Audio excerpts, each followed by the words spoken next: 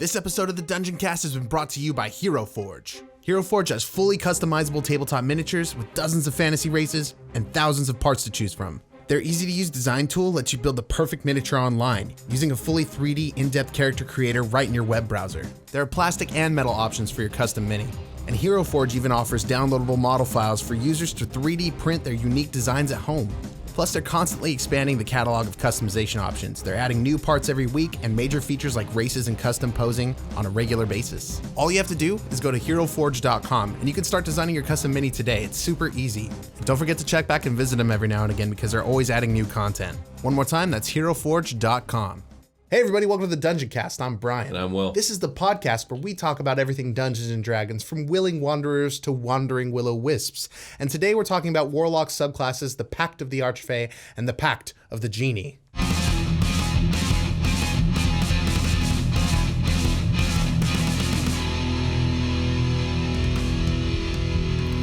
Dungeoncast. Hey Brian. Hey Will. How you doing today? I am ready for magic. Yes. For forbidden magic. Forbidden magics. Warlock magic. No more love, no more kisses, only magic. Indeed. Okay, so Warlocks. A lust for power. Indeed. Warlocks are seekers of the knowledge that lies hidden in the fabric of the multiverse. Mm-hmm. Through pacts made with mysterious beings of supernatural power, Warlocks unlock magical effects both subtle and spectacular. Drawing on the ancient knowledge of beings such as Archfey, demons, devils, hags, and alien entities of the far realm, Warlocks piece together arcane secrets to bolster their own power. So they have friends at high places, essentially. Oh yeah, and super today, high. We're talking about Archfey and the Genie. So not as high as you could go. No, not as high as you could go. But generally, powerful. That's how Warlocks tend to do. They don't go as high as gods. They go as high as the things that tend to be right under them. Yeah. Well, I mean, when you're talking about a great old one, though. That's okay. It's a little different. It's a little different. Well, it's also it's a little different, but also the same in that like the great old ones tend to be more powerful than or as powerful as gods, but they're cut off from the universe in a lot of ways. Yeah. So it turns into like this demon lord level entity. Yeah, their power siphoning has to make it through the planar blah blah blah and gets blah blah blah blah blah. Now I'm only getting this much when I could have had this. Right. But you could have been crazy, my man. Yeah, that's true. Shout out to Carter Huttenberg. Indeed. Super Quest Saga. All right, so back to the Archfay. Yes. Your patron is a lord or lady of the Fae, a creature of legend who holds secrets that were forgotten before the mortal races were born. This being's motivations are often inscrutable and sometimes whimsical. It might involve a striving for greater magical power or the settling of age-old grudges.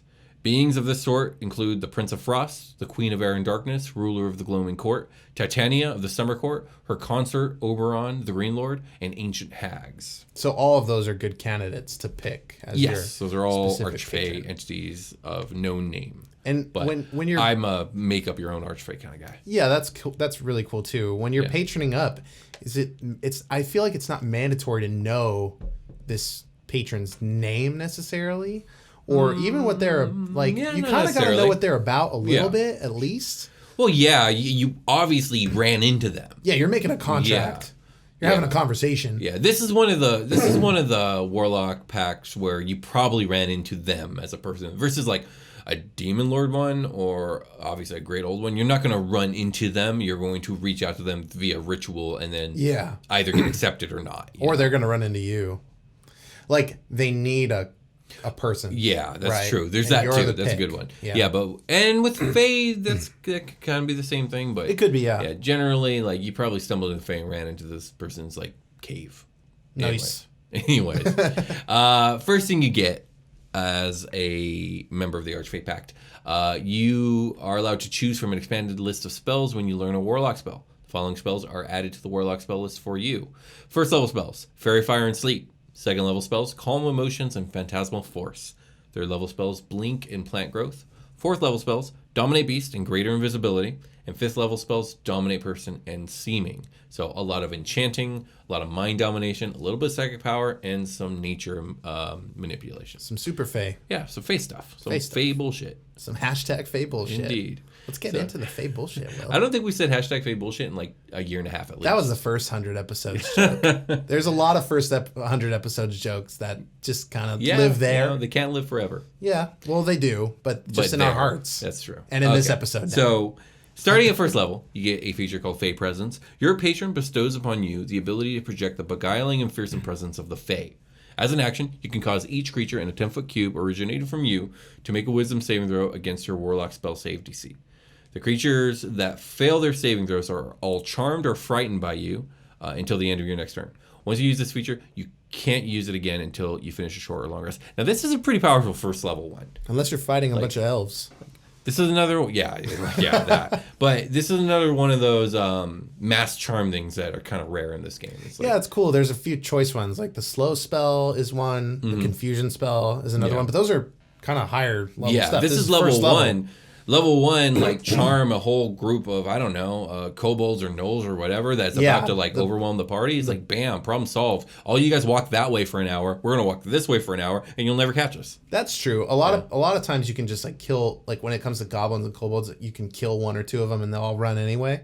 But this is getting ahead of the game a little bit. You don't have to fight. Exactly. Very much so. So, that's a good first level feature. At 6th level, you get your next Archfey feature called Misty Escape.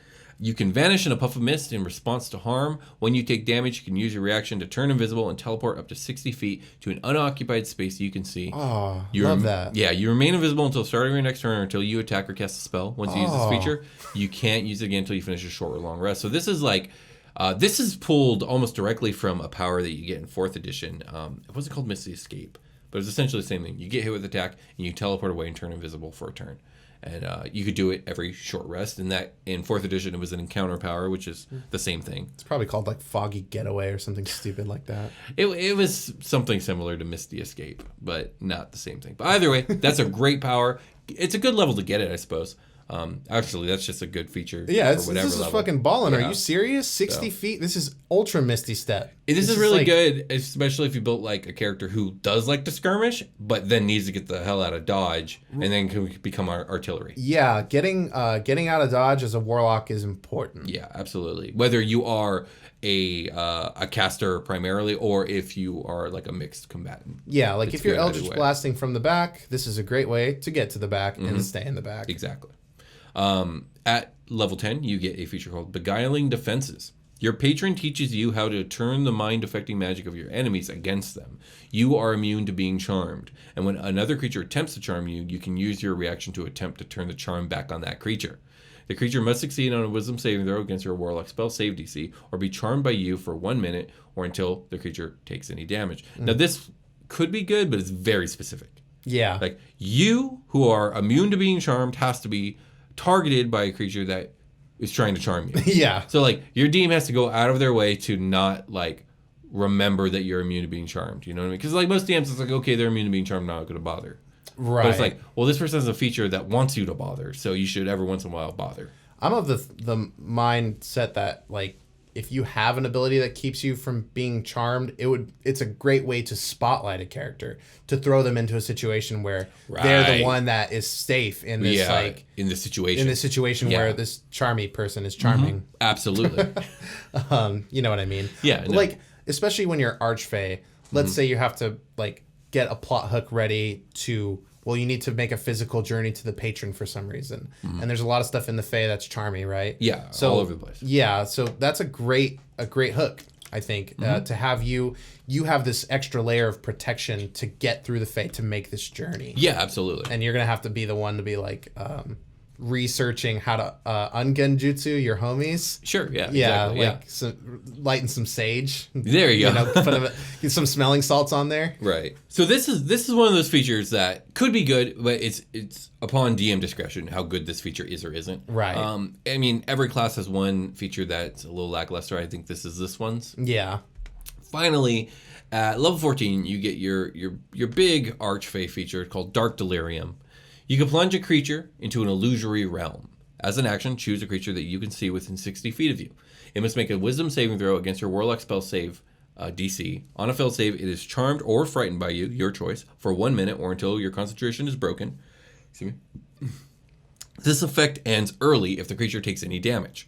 Until this illusion ends, the creature thinks it's lost in a misty realm, the appearance of which you choose. The creature can see and hear only itself, you, and the illusion. You must finish a short or long rest before you can use this feature again. This is what's that? Put your ass in the fog of lost souls. This is what fucking Sasuke's brother does to people. Yeah, genjutsus. Yeah, but like the specific one he does. Oh, like I mean, it's all genjutsu. Yeah, but his is like you get lost in a realm of his choice. You can only see him, yourself in the illusion.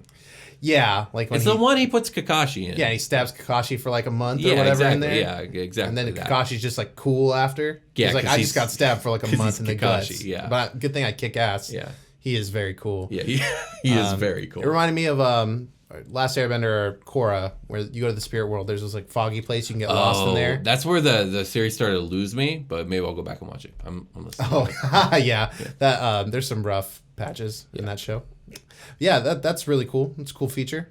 Definitely the charming, the genjutsu stuff. It's a nice illusion thing without using a spell slot.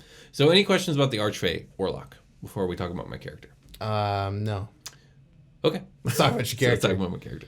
So I don't know when it comes to this character. I got an idea and I like my idea and I mechanically have built it and I got the most of like the backstory, like the impetus for this character. But I want to gender bend it, but I don't know if I want to gender bend it. This is a character creation segment. We should create the character. Let's start talking about it, and maybe the details will start filling themselves in. My concept for this character is they are a gnome, a forest gnome, and they grew up living in a small forest village in the Feywild. Nice. Mushroom Town? Mushroom Town, sure. Yeah, love that. Yeah. Their thing is that unlike most of the other gnomes, they don't have any like inherently, they're like not naturally gifted at nature magic or arcane magic or any of that stuff. Okay. They're nimble, like all gnomes are, and they're not dumb, but they just don't have the same intelligence. They never feel like they really belong. Okay. But this village lives under, below this dark, frosty mountain. And all right. The lore of the town is like, no one goes there. Anyone who does go there never returns. And so long as we leave the dark, frosty mountain alone, like, everything's okay in the village. Mount Crumpet. Sure, Mount Crumpet. Like, sure. Except for, at some point, something is going wrong. The winter is encroaching on everything, and no one knows what to do. Right. And everyone's too scared to go. And it's the Grinch is coming. Sure. Okay. I swear to God, Brian, do not turn this into a Grinch. Anyways, this gnome does have one quality the other gnomes don't have, or at least more so of it than the others have. This gnome is very brave. Sure. And so this gnome decides like, well, I may not be good at magic. I may not be good at anything that like is valued within my community. But one thing I can do is get to the top of this fucking mountain and see what's going on. Hell yeah. That's what they do. Brave as fuck. They climb the mountain and they get to within the icy caverns. And within it, they find an Archfay. Whether this is a lady or a male, doesn't really matter. But this is an Archfay of resounding beauty and charm, but also resounding sorrow. Why don't we just keep they, them pronouns for the character and the patron? Yeah, exactly. All right. And the gnome that enters this cave is immediately affected by this immensely strong aura of the Archfay. Because that's the thing about Archfays is like, they are more like forces of nature. They can't help but be who they are. Kind of like Felurian and Name of the Wind, where she can't help but be what she is. Yeah, like I am usually a chaotic force of nature. Exactly. Very much embodied as and she has like this persona. aura of charm about her. So the way I picture it is this gnome enters the cave and is immediately awash with this immense like charm, but also like the sorrow of this entity. And what they see is like basically what equates to the most beautiful being they've ever seen in their life.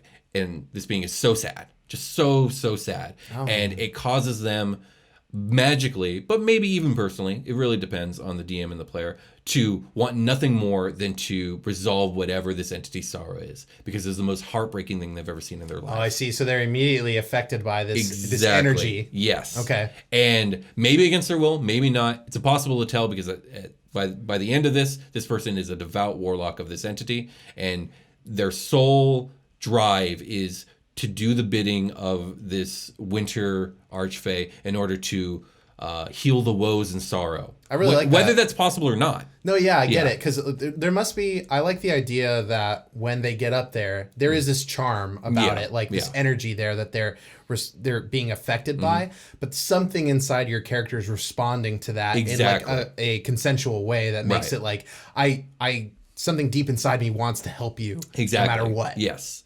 And I'm brave enough to do it. enough to do it.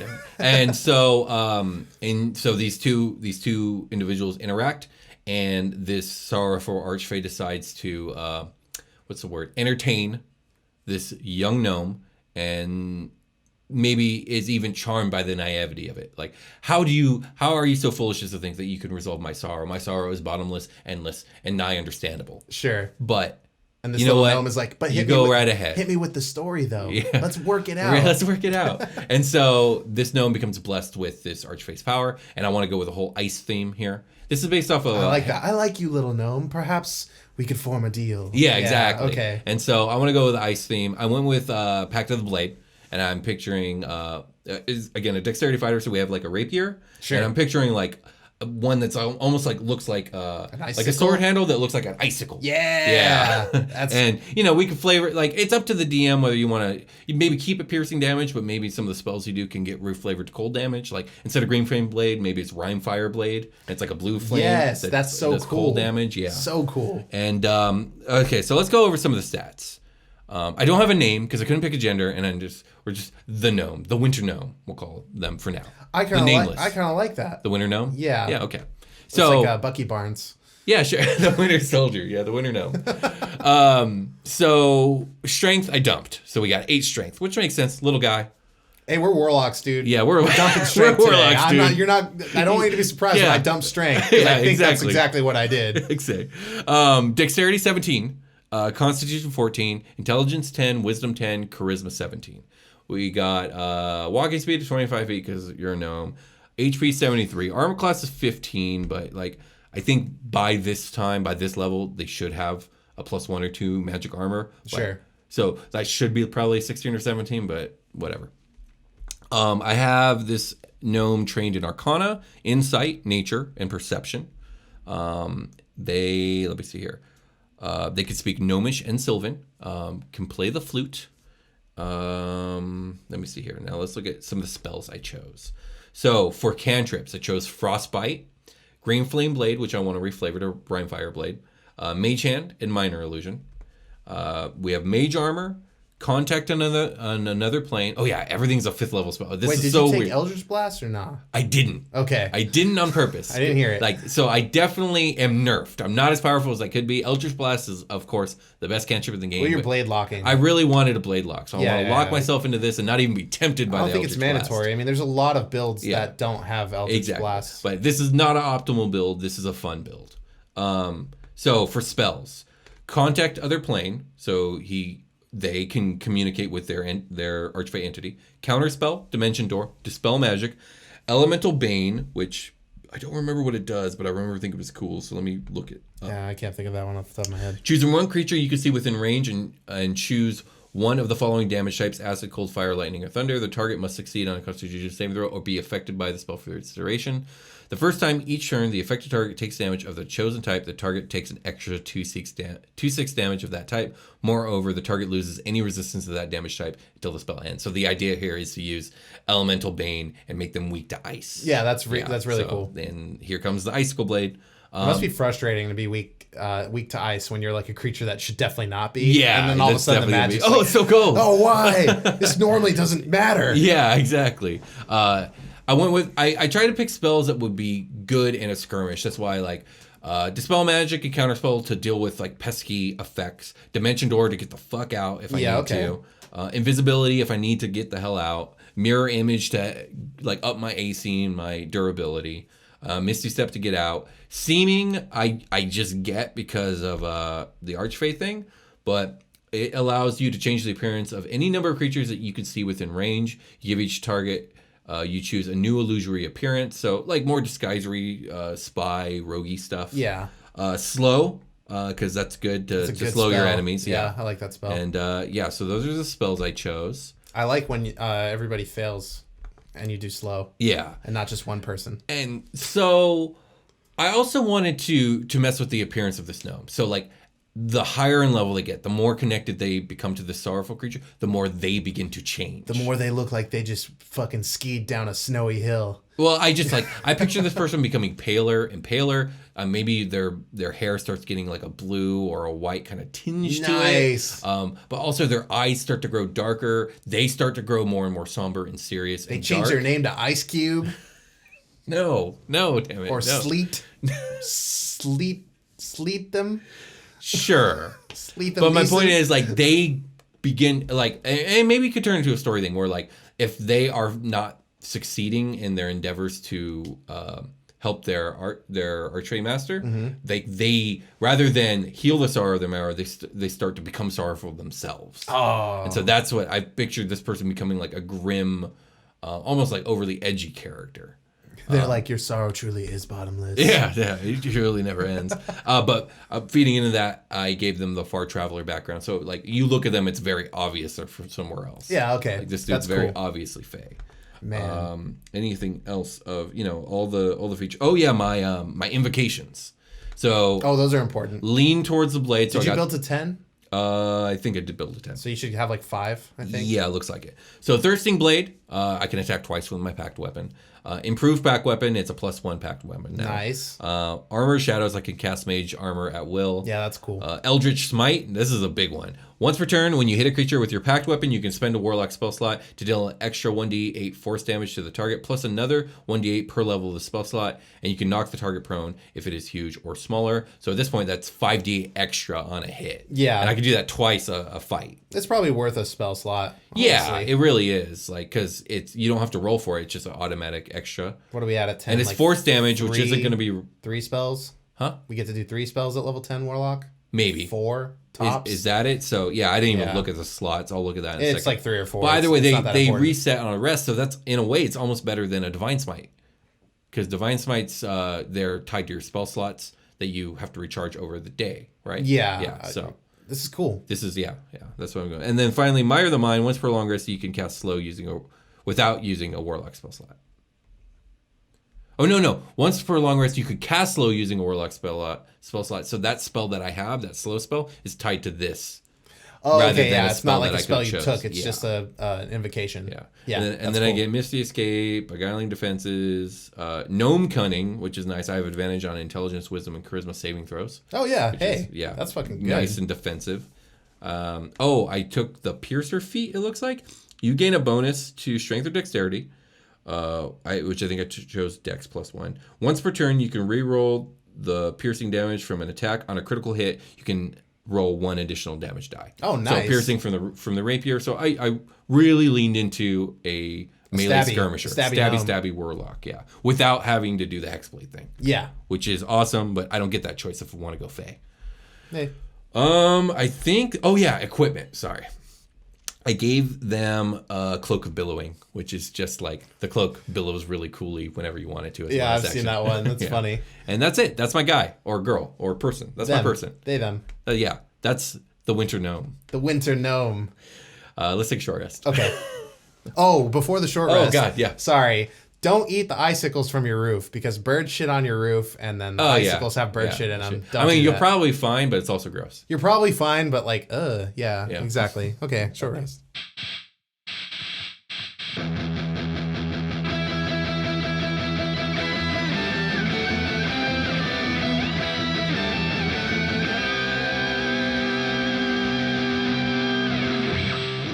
Hey everybody, welcome to the part of the episode we're not talking about that last thing. We're talking about this new thing, and it's a new thing right now, but it's an old thing in our hearts, and it's love. We do love you. We love you guys. We saw some talk about that dropping off. Yeah, and that's because short rests aren't really a thing anymore, but they are. We're going to do all our patron shouts. Short rests, I think it's a good spot for it. So we want to talk about the people that we love that have come on to support us on Patreon. We really appreciate you guys. Sorry for the delay on these. I know we upload episodes early on Patreon, and we actually forgot to record the patron shoutouts on the last round as well. Those dropped into the normal feed. So it does exist. Your shoutout exists in the normal feed. This one I'll re-upload to Patreon, so you will hear it early, but it will also be on the normal feed. But yeah, thanks a lot. We've got a new system to not forget, so we don't have to do it after the fact. So apologies for that. But let's get into it. Will, what do you think? You ready to shout some people out? Yeah, let's do it. Okay, we're gonna try this new list I have here that hopefully collects everybody. Patreon's so weird sometimes with their little hiccups and things. Yeah. I mean, it's a great service to provide the bonus content and stuff like that. They have like a lot of good tools for that, but just some of these little things, I really want them to work out. Yeah, I think in the end, you just have to ask yourself, what in this world is perfect? That's true. The answer is certainly nothing. Not me. Yeah, certainly not me either. Okay, let's get into it. Thank you very much, Rift. Thank you, Rift. And like the simple name, Rift. I know, it's just, that's it. And thank you, Lupus Twinkletoes. Thank you, Lupus. Yes, Jeff Fitzgerald. Thank you, Jeff. Thank you, Jeff. Simon. Thank you, Simon. Simon, thank you. Matthew Young. Thank you, Matthew. Thank you, Matthew Young. Mark Leonard. Thank you, Mark. Thank you, Mark. And thank you, the King of Hearts. Thank you, the King of Hearts. King of Hearts, you've returned to us. Well, I don't know. That name doesn't ring a bell to me, but perhaps. Me neither. Perhaps. I'm tripping. You can click Lifetime, and we can see if they've pledged before. Yes, Will is showing me Patreon. See, we've got more here. See, that list wasn't accurate. My emails are more accurate than that list, I think, because there's people here that aren't shown on you know that. what? Maybe it's people who dropped in and dropped back out. It could So be that- that. it could be Yeah. that, yeah. Okay, so we'll just go over the emails. Anybody I didn't say, you can say again. So we'll do a few more here. Yeah, I can see the overlap. Okay. So thank you, Aaron Sager. Thank you, Aaron. Again, I know we shouted you out last time. We're gonna double up on you, Aaron. And thank you, just regular Aaron. Not regular Aaron. It's ARREN. A different Aaron. Aaron. Thank you, different Aaron. Not Sager, just Aaron. Thank you, different Aaron. And thank you. I'm going to do a drum roll on the thing. A slacker named Jack. Thank you, have slacker named returned Jack. to us. No, that is a return. I don't know if you can see that. Slacker named Jack wants here we- something very specific. It's It's been a while since we had one of these. Got to work this name into Super Quest Saga. Yeah. So next, We already did Savvy Jack Scratch, which I think was the same person. Yes. I'll find another name. Okay. We'll figure it out. I'll send a message. Rohan Capitani. Thank you, Rohan. Thank you. Matthew Lloyd. Thank you, Matthew. We called out Jeff Fitzgerald, Simon, Matt Young. Thank you, Alex Martinez. Thank you, Alex. Your name is very close to Alec Martinez from the Los Angeles Kings, who won a Stanley Cup with us. Nice. 2? Oh, whatever. It's been 7 years. Oh my God. Okay. The Dodgers won for the first time in That is 33 good. years. LA So all day, baby. Okay, so Mark Leonard. Did we say Mark Leonard? we did. Already? Okay, well, But thanks thank you, again, Mark, Mark again. Leonard. Stephanie Gildart. thank you, Stephanie. Thanks for upping. I see that you've crawled into the realm of bonus content. Yes, welcome. And the King of Hearts once again. Thank you, King the of Hearts. The kind of shout out you get depends on your pledge. It's just the way it is. It's an unspoken law here on the Dungeoncast. Yeah. You get DJ horns when you do good things. Anyway, thanks for coming on to Patreon. Check out all your bonus content. Let us know if you have any questions. Send us an email or send us a message through Patreon, and we'll catch you on the other side of this character creation. Talk to you guys later. Back to the show. Back to the show. That's what we're supposed to say. It's been a while. I know, it really has. We'll say it again. Back, I'm like, let's go. bye. Yeah, let's go back to the show. Because the fade in is supposed to come in over us saying that. okay. So now we have to do it again. All right, Let's go back to the show. Okay, cool.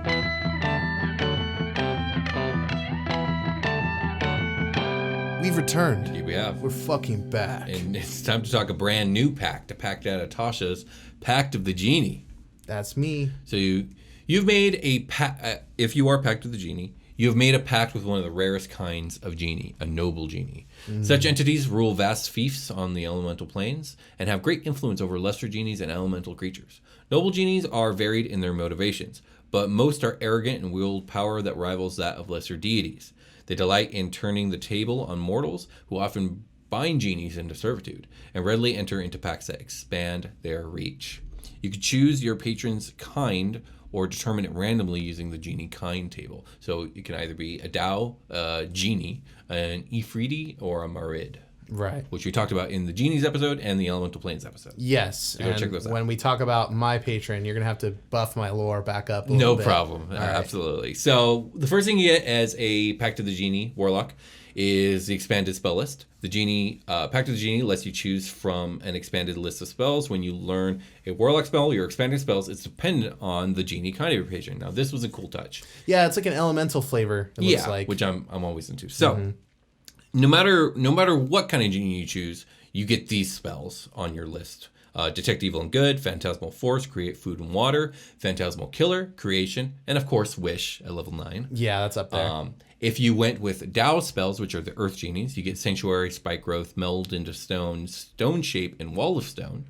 If you chose the Genie, that's the Air Genie, you get Thunderwave, Gust of Wind, Wind Wall, Greater Invisibility, and Seeming. I really like that one. The Ifriti spells for the Fire Genie are Burning Hands, Scorching Ray, Fireball, Fire Shield, and Flame Strike. And finally, for Marid spells, which is the Water Genie, you get Fog Cloud, Blur, Sleet Storm, Control Water, Cone of Cold. Oh, that's kind of cool. Yeah. I didn't really look at that one too much. That's cool. So we know you didn't go with the Marid Genie. There's your clue number 1. Also, first level, you get a feature called Genie's Vessel. Your patron gifts you a magical vessel that grants you a measure of the Genie's power. The vessel is a tiny object, and you can use it as a spellcasting focus for your Warlock spells. You decide what the object is, or you can determine what it is randomly by rolling on the Genie Vessel table. And it gives you 6 examples on a D6 table. It could be an oil lamp, an urn, a ring with a compartment, a stopper bottle, a hollow statuette, or an ornate lantern. Obviously, it can be whatever the fuck you want. I think it just, the cabinet has to have an empty inside. Here's some ideas. Exactly. But it can literally be anything, really. Here's a fucking pot. Right. So Don't run into Link. Right. While you are touching the vessel, you can use it in the following ways. The first way is Bottled Respite. As an action, you can magically vanish and enter your vessel, which remains in the space you left. The interior of the vessel is an extra dimensional space in the shape of a 20-foot radius cylinder, 20 feet high, and resembles your vessel. The interior is appointed with cushions and low tables. It is a comfortable temperature. While inside, you can hear the area around your vessel as if you were in its space, and you can remain inside the vessel up to a number of hours equal to twice your proficiency bonus. So at level 10, that's like a proficiency, that's like 8 hours. Yeah. You exit the vessel early if you use a bonus action to leave, if you die, or if the vessel is destroyed. When you exit the vessel, you appear in the unoccupied space closest to it. Any objects left in the vessel remain there until carried out, and if the vessel is destroyed, every object stored there harmlessly appears in the unoccupied spaces closest to the vessel's former space. Yeah. Once you enter the vessel, you can't enter it again until you finish a long rest. There's a lot of rules. Yeah, but they all make sense. They're like a closet. You get a closet. They all make magical sense. Yeah, no, I get it. You got to spell it out. The second thing you can do with your vessel is called Genie's Wrath. Once during each of your turns, when you hit with an attack roll, you can deal extra damage to the target equal to your proficiency bonus. The type of this damage is determined by your patron. So bludgeoning for Tao, thunder for Genie, fire for Ifriti, and cold for Merit. The vessel's AC equals your spell save DC. Its hit points equal your Warlock level plus your proficiency bonus, and it is immune to poison and psychic damage. If the vessel is destroyed or you lose it, you can perform a 1-hour ceremony to receive a replacement from your patron. This ceremony can be performed during a short or long rest, and the previous vessel is destroyed if it still exists. The vessel vanishes in a flare of elemental power when you die. Okay. Whew. Yeah, That's I know. enough it's about your Genie lamp. That one was a little confusing, but... What? Once during each of your turns, when you hit with an attack roll, you can deal extra damage to a target, and then it goes on to talk about the vessel after that. Oh yeah, it's just because like that's the thing you can do, and then finally let's talk about the vessel. Okay. Yeah. Break. And here I was like, is this in when I was reading this, I was like, is this in reference? That doesn't make sense. And I ended up treating it like this is a separate thing, right? Yeah, it is. It is a separate thing. So at level 6, you get another feature called Elemental Gift.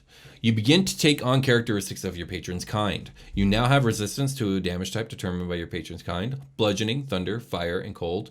I like bludgeoning because you don't see that a lot. I resist bludgeoning. That's pretty good. Yeah, I like it. That's a common damage type. Indeed, it is. Yeah. In addition, as a bonus action, you can give yourself a flying speed of 30 feet that lasts for 10 minutes, during which you can hover.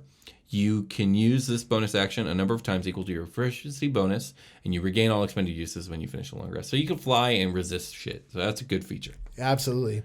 Flying 30 feet for 10 minutes is really cool. Yeah, very. And we covered hovering in the last episode. We did. So you bounce back up. You're buoyant. You get an engine inside of you that propels a fan that makes pressurized air. Yeah, that. Yeah. At level 10, you get a feature called Sanctuary Vessel. When you enter your Genie's Vessel via the Bottled Respite feature, you can now... I always want to say respite, but I know it's respite. So that's why I always have that pause. Whatever. You can now choose up to 5 willing creatures that you can see within 30 feet of you, and the chosen creatures are drawn into the vessel with you. As a bonus action, you can eject any number of creatures from the vessel, and everyone is ejected if you leave or die in the vessel. or die, or if the vessel is destroyed. In addition, anyone, including you, who remain in the vessel for at least 10 minutes gain the benefit of finishing a short rest. And anyone can add your proficiency bonus to the number of hit points they regain if they spend any hit dice as part of the short rest there. So this is like, you can bring your friends and everyone can short rest and it's great. Yeah, it's pretty cool. Yeah, that's pretty cool. That's a cool feature. It's a little late to get it. I guess, I don't know. 10th level just seems late for me, but it's a dope feature. Yeah, I don't know. We kind of always feel like that about, like, I always want all my powers early. Yeah, I know, right? Yeah. Finally, level 14, you get your ultimate genie feature called Limited Wish. You entreat your patron, to grant you a small wish. As an action, you speak your desire to your genie's vessel, requesting the effect of one spell that is 6th level or lower and has casting time of 1 action. The spell can be from any class's spell list, and you don't need to meet the requirements in that spell, including costly components. The spell simply takes effect as part of this action. Once you use this feature, you can't use it again until you finish 1d4 long rests. This is cool. Do a magic. Good. Yeah. And if you're real lucky, you could do that same thing every day, once a day. Yeah, if you're real lucky and your patron doesn't get pissed at you. I know, right? That's I was trying to Google like ways to exploit it, and people are like trying to think of ways to make money doing it. And become rich like by getting like a resource over and over again. And your patron's gonna wise up pretty. Yeah, I'd be like, "What are you doing? This is what I want you to do. Like, no more limited wish for you."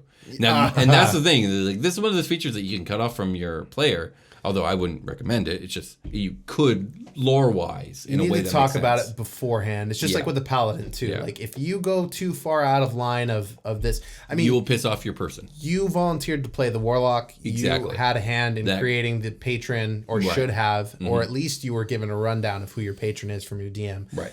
Regardless, you signed up for this. Yeah. So exactly. that's one of the things that is a player hook. Or a plot hook that the DM can mess with is to play with your emotions. Don't tell them about your important family members from your character's backstory because they will kill those people. Right. Yeah, and same thing with the patron. Like you have to role play this. And if your patron's a real badass that doesn't take no shit and you're fucking around. And they're a genie, so they definitely are a badass who doesn't take shit.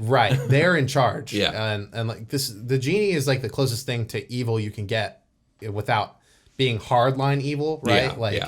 They and a lot of times they pretty much are. Fae and Genie, yeah. They pretty much are evil. Yeah. They do a lot of evil things. They're selfish. Yeah. Which can be translated to evil depending on your outlook. Yes.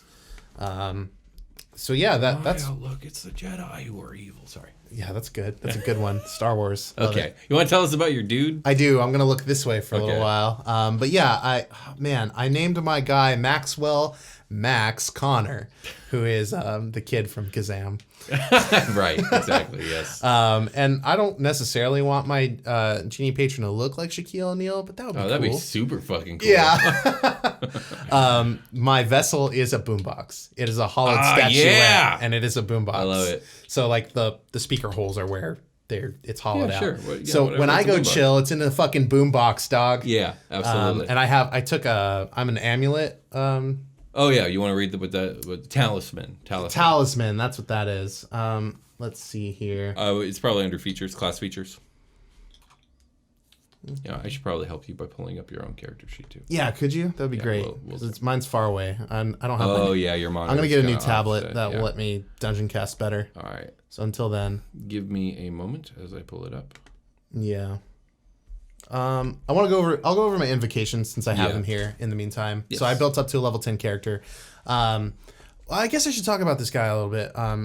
Who is this I person? Built a he/him, Air Genasi, because I took the Genie, Air Genie. You went with Air Genie. Cool. I'm straight up a slave, dog. Oh, whoa. Yeah. Sorry. Whoa. Yeah. It's a rough theme. I want this character to come from like a really hard background. So like urchin. Criminal? Merchant. I did my background was like a guild merchant. Okay. I figured we were probably making stuff in for the Air Genie. Air Genies do like the slavery thing, right? I remember them. They're like the one that do the least. Okay, well, it's happening for sure. In a capacity, maybe not in a huge capacity, but we're guild merchants that are under the employ of this Air Genie. And my character pushed too hard for freedom and was hand selected to become the Warlock. Okay, wow. I'm going to watch over you particularly and send you. I'm going to segregate you from your people that give you power. I like how both the characters we created today are kind of like unwilling participants in the Warlock patronage. Well, there's a lot of Warlocks that, I mean, we covered it in the beginning, right? The lore that says that you want to expand and know the secrets of the universe and seek power. Yeah. And, but there's a lot of like, yes, you can do that, but that kind of leans towards like, I'm evil almost. Right. Like, I sought out a demon to do Eldritch Blast. Right. You're evil, dog. Like, you're probably evil. Yeah, absolutely. So, but I don't want this character to be evil. I want this character to be imposed upon. Okay. And to try to eventually one day not be a warlock and find a new way to that'd be cool. To find their freedom. Yeah. I like the Air Genasi a lot. I don't play with them very often these days, so I thought this would be a good opportunity to lean into that. Oh, is this person Air Genasi? Yeah, Air Genasi. Nice. So, Air Genasi's under the Air Genie employ. Yeah. I'm picking you to go do my bidding, journeying stuff. I don't care who you do it with, just as long as they're not Air Genasi people, pretty much. Right. So, adventuring party, beware. I have an Air Genie guy running around. But there's a lot of cool stuff, air stuff here. The Air Genasi breathing underwater or holding your breath infinitely, not breathing underwater. Yeah, you just don't need to breathe. You don't breathe and can swim underwater. This is what I use it for. And the hover ability, like floating 30 feet. And then I get to fly a bunch and do Thunder Wave. But let me... So I got Pact of the Talisman. Oh, yeah. So when the wearer of your talisman fails an ability check, they can add 1d4 to the roll, potentially turning the roll into a success. The benefit can be used 4 times, and all expended uses are restored when you finish a long rest. So it's extra good saves, I suppose. Right. So this works like hero points, which is in the DMG.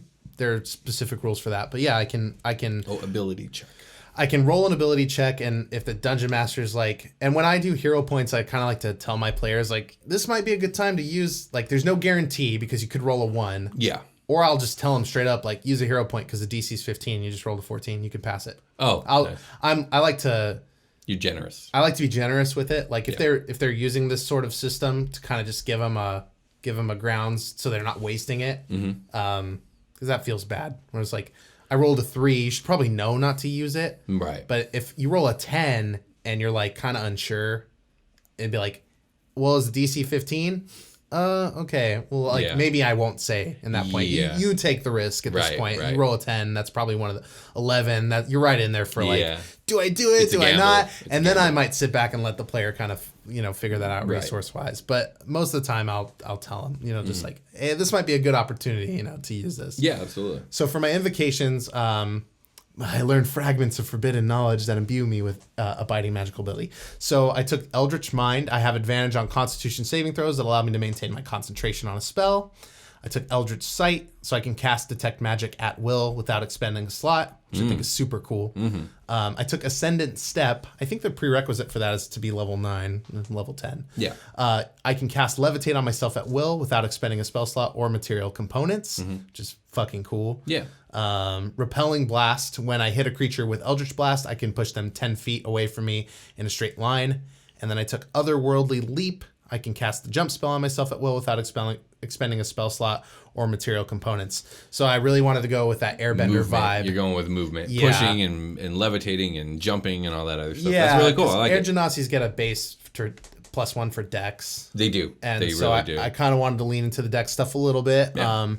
I didn't actually take any skills in like those regards. Okay. I took Arcana, History, Insight, Persuasion. Merchant skills. Yeah. I like that. Yeah. So History and Persuasion especially. And Insight, yeah. And Arcana, because I kind of pictured this person learning about their enemy, which is their oppressor. I'm into that, yeah. That makes a lot of sense. The more I know about magic, the blah, blah, blah, blah, blah. What kind of spells did you choose? That's the thing is I didn't really get into it because I wanted it all to be wind themed, and I kind of saw those base from the table. I saw those air spells. I was like, that's enough for me. Thunder damage enough. Because I took some feats. Yeah. Here. I mean, you probably learn like lightning if you want to call down thunder in like a storm type thing. Those are all the spells I'm gonna take. Is like all the wind stuff. I kind of conceptualized. I basically laid the framework to pick spells like that out. Utility spells, I'm still Warlocky, so I'm going to want a Misty Step and stuff like that, or Mirror Image, or whatever it is. It's all going to be wind-themed. Clouds, breezes, tornadoes. Like, my Eldritch Blast is probably just a fucking tornado that comes out of my hand. I like that, yeah. Yeah, that's fucking cool. And with the push, that's air. Yeah, absolutely. You get it. That's force damage. You fucking get it. Yeah, I do. The gust cantrip, dog. Yeah, absolutely. Where are my... Yeah, Pact of the Talisman, there's that. Sanctuary Vessel, Unending Breath, Mingle with the Wind. Man, I can do Levitate a bunch.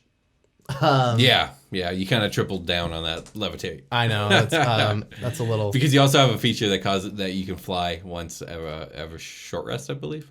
Oh, here are my feats. Okay, I took Elemental Adept for Thunder. Oh, nice. So spells I cast ignore resistance to thunder damage, and when I roll damage for a spell I cast that deals thunder damage, I can treat any one on that damage die as a 2. So no resisting me thunder, and you're gonna take a chunk no matter what. So I thought that was really cool. I thought about taking Elemental Adept for my person, but I didn't want to do another feat. For sure. Yeah, I didn't really pick out the spells. I feel like you can kind of figure out like what kind of spells I'm gonna go for. It becomes obvious when you go with an elementally themed individual. Yeah, it becomes very obvious. Yeah, like I'm gonna this character's whole idea is to lean into their heritage as an air genasi and like being influenced by, air. The whole theme of like freedoms and stuff like that. I want that to really be inlaid, Last Airbender style kind of vibe, but like no aversion to violence. Violence is kind of probably a intrinsic part of what is going on in their community as an air genasi.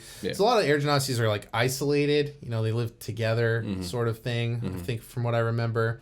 So I'm gonna go and lean in with that, where like this person is from a family that is close to this air genie that is subjugating them and kind of like. And since it's the air genie kind of doing it the least, maybe not so heavy-handed about it, but protective of their throne. And like it's kind of seeing me as a dissenter and a threat to not themselves, but to their community that they oversee. The thing they got set up. Yeah. Right. So that makes sense. I'm going to send you away. Yeah. And that's almost like a banishment. Yeah. I like that. Okay, cool. I am summoned to their throne room or what have you in probably the elemental plane of air. I'm imbued with patron power. Told I'm going to be watched over and sent on my way, never to see my family again, so to speak. Wow. And that will be this whole character's arc is to taking down the tyrant, break the bond somehow, rescue my family, whether they see it like that or not. Right. Like, we need to find a new way of life. This isn't asshole. it. Fuck this asshole. Yeah. That sort of thing. All right, that's awesome, dude. I really like it. It's fun. You really like. I mean, he's basically not anything to do with Kazam. No, just the name, Max. Okay, just the name, Max. And the air genie looks like Shaquille O'Neal, I guess. Evil tyrant Shaquille O'Neal. Evil Shaquille. All right, I think with that we can get ready for a long rest. Yeah, let's do it. All right. Hey, everybody, welcome to the long rest. We're not doing a Beholder themed episode today, which you know all about at this point. We did do character creation, and that means one of us is going to take the responsibility of a feat based off of our character. A feature of a physical feature, and then one of us is taking the I-beam. Who wants to go first? You go first this time. Okay. I just rolled a dice and it was a 10. This is going to be an average description. Get ready. Oh, God. Okay, so I'm responsible for the I-beam power. Based off of all this wind shit, it's going to be a fucking tornado. So my I-beam is going to shoot a tornado. The range of the tornado is going to be 120 feet. God damn. And it's going to push whoever it hits 20 feet. Okay. That's it. All right, cool. Tornado beam. Tornado beam. All right. And so with my Archfey Warlock, I'm going with an Archfey feature, and this Beholder's skin is going to be as white as snow. So... Albino Beholder. Yeah. Snow skin and... tornado beam. That's tornado what we got beam. today. It'll be a frosty tornado too. So how many features, and are we at 5 and 5 right now? Let's take so a we got 5 more of these episodes before it's finished. 3, 4. This would be our 5th edition of. So we got what are our 5 beams? So we have from the Beholders Revisited. Oh, that's different. We did a great white shark teeth fact. I wrote that on there. I didn't need to. Okay. Good for me though. Let's see. We started with Leonin's, which gave us the Roar Beam and Mane. So this Beholder has a mane all around it. Then next one was the Basilisk episode, which we gave it a Petrification Beam and a gullet like a basilisk, spiky gullet. Yeah. Evil turkey style. Then we did our Draconic Bloodline and Cockwork Soul. What? Episode. With that, we did a math beam. I forgot what the stat specifics of the math beam were. Confusion. Yeah. From the confusion spell. Yeah. I got to write that on there. Yeah. And it has a turtle beak, Yes. like for its mouth. So instead of teeth, right, it has a turtle beak. Yeah, it's a turtle beak. Yeah. It's probably a nasty one. Yeah. For Suni, we did the love beam. Beautification beam. Beautification beam and long eyelashes. Yeah, long eyelashes. Really long eyelashes, like a Volkswagen Beetle. And then we did the Death Kisses episode where I told you guys about hovercrafts. And then we just did our most recent one, Pact of the Archfay, Pact of the Genie. Snowskin and what was the beam again? Oh, tornado beam. Oh yeah, I love this beholder. It's really fucking cool so far. Actually, terrifying. It's coming this together. This is like challenge rating 12. Wow, we're halfway through our first beholder. We are. Man, that's happened fast. I think we're gonna have 3 at the end of this. We're gonna have to name it and everything. Fuck, man, and you're talking about March. Oh my god, and these episodes drop in late February. Some of them or we're mid-February. recording this in January. Oh my goodness. All right. Okay. If you like what we do on the show, if you like us, because we like you. Probably. And you want to support us, you can do so in a couple different ways. The first and foremost, bestest way ever is to tell people about the show that you think would like it and would want to listen to it on a regular basis, hopefully. That's the best thing you can do, straight up prepaid. The next best thing you can do is probably support us on Patreon. And there's a lot of great bonus content for you to be to get something back if you want to donate to us on a monthly base. Those donations go to new equipment upgrades and helping Will and I have easier lives, which is great. And making the show better and do different shows. We were able to do Super Quest Saga because of Patreon. So thank you guys so much. Indeed. Check out Super Quest Saga while you're at it. It's a great show. You can reach out to us the dungeoncast@gmail.com if you want to say what's up or reach out for. I don't know if you're interested in like sponsoring an episode or anything like that. That's something we do here. And you can check out our Instagram. You can check out our Twitter. And we are currently running a contest on both of those social media accounts. Will, do you want to tell people how they can enter tell them the prize since I can't have a good brain. Okay. And we're giving away a copy of Candlekeep Mysteries, a adventure module with 16 different adventures, all mystery themed, and an amazing alternate cover. And you can enter that contest on Twitter by going ahead and sharing a link to your favorite episode of any of our shows. Go ahead and tag it with hashtag Dungeoncast, and our assistant will get you on a list. We will do a random number generator, and we'll find a winner on March 16th. Yeah, Instagram's going to be, make sure you're following the Twitter to be eligible. So also same thing with Instagram. Follow the Instagram, like the post associated with the contest, leave a comment tagging a friend, and that'll get you an entry. You can enter as many times as you want with different comments with a different friend that you tagged, all in support of spreading the word about the Dungeoncast. That's all we ask, and you can win. We're going to be giving away 2 copies of Candlekeep Mysteries, which I'm going to dedicate to remembering the name of that, and we're going to give 1 away for Twitter, 1 away for Instagram. So that's like Will said, that's alternate art. So be sure to check out our stuff there on our soch. Check out our Discord where we have a bajillion really super awesome people just kind of chatting about D&D and the Dungeoncast and all kinds of stuff. And Super Quest Saga and the Patreon stuff. If you are on Patreon, you have a special link to get into a special channel in our Discord where you can go talk about stuff there. That's all I got.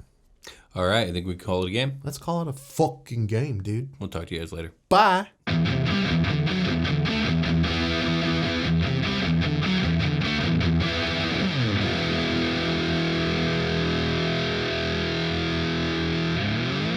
The Dungeoncast. Hey everybody, welcome to the Dungeoncast. I'm Brian. And I'm Will. This is the podcast where we talk about everything Dungeons and Dragons, from willing wanderers to wandering will-o-wisps. And today we're talking about Warlocks subclasses, the Archfay one and the Genie one. Damn it, why did I write that? Did you actually write the Archfay one? I wrote Archfay and Genie. What is it? Pact of the Archfay and the Genie. Man, why did I write that? That's too funny. Knew I should. Dude, I'm so fucking hungry. I know I didn't eat today either yet. So goddamn hungry. Oh, that must be worse for you. You get up way earlier than me. I did. Okay, I had a bowl. I had a cup of cereal with raspberries in it at like 7 this morning. But it's been a while. Yeah, you're. I didn't eat before the podcast. You're definitely where I am then. I'm beyond the hunger part. I don't feel it anymore. I got hungry right before we got here. I am become hunger. I was like, I need to get there to set up. I'm not going to stop for food. Yeah. I'm going to go to McGill's Jr. after this because that sounds so good. Yeah, it sounds good. All right, here we go again. Yeah.